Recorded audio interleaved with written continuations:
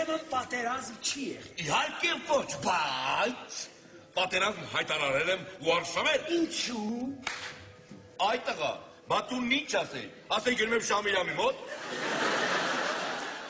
Խաթաբալադայի ռևանշը մեակուլպան վերցրեց, ապրեց Խաթաբալադայի չապրած տարիները ու դեռ մի բան էլ ավելի, մոտ 400 ներկայացում։ Պրոդյուսեր Արմեն Համբարձումյանը գովազդային հոլովակում արդեն 5 տարի խոստանում է, որ թատերաշրջանը վերջինն է լինելու։ Գովազդը իր գործն անում է, վաճառվում են բոլոր տոմսերը։ Մի շաբաթից հետո Ստանիսլավսկի կասսայից կա այդպիսի մի կին իսկույն, կարող եք գնալ հարցնեք իրան, ասում են սպանում են, խեղդում են, զանգում են, գալիս են ստեղ։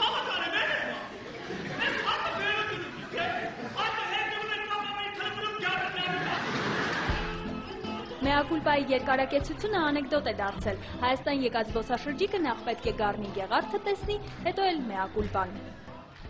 Իսկ մյուսները չգիտեմ ովքեր որ ձեռի հետ գալիս նստում են ընկերով հետ մի հատ մեակուլպա չնայենք աղբեր։ Դրանք մեզ պետք չեն, դրանք թող գնան նստեն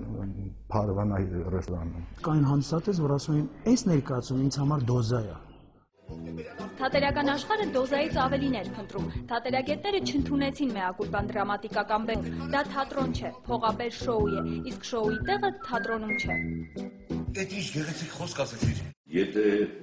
մենք շոու ենք, նշանակում է, որ մեր պետական թատրոններից մեկը, խոսքը կամերային մասին, դա շոու թատրոնն է, այդ դեպքում հասկանալի չի ինչին է շոու չի, սա շոու է։ Ես արդեն հոգնել եմ սրանց փոքրությունից, նեղանալուց, ամեն ինչից։ Այդպես դուբ ծնվել է, դուբ էլ կմեռնի։ Մեակուլպայի հեղինակները չեն ժխտում, որ ներկայացումը եկամտաբեր է, ինչը տրամաբանական է ու նորմալ հենց ստեղծագործական խմբի համար։ Ու թող արվեստագետները խոսեն բարձր արվեստի մասին, որը սկսվում է հանդերձարանից։ Շոուն կարող է հանդերձարանում էլ ավարտվել։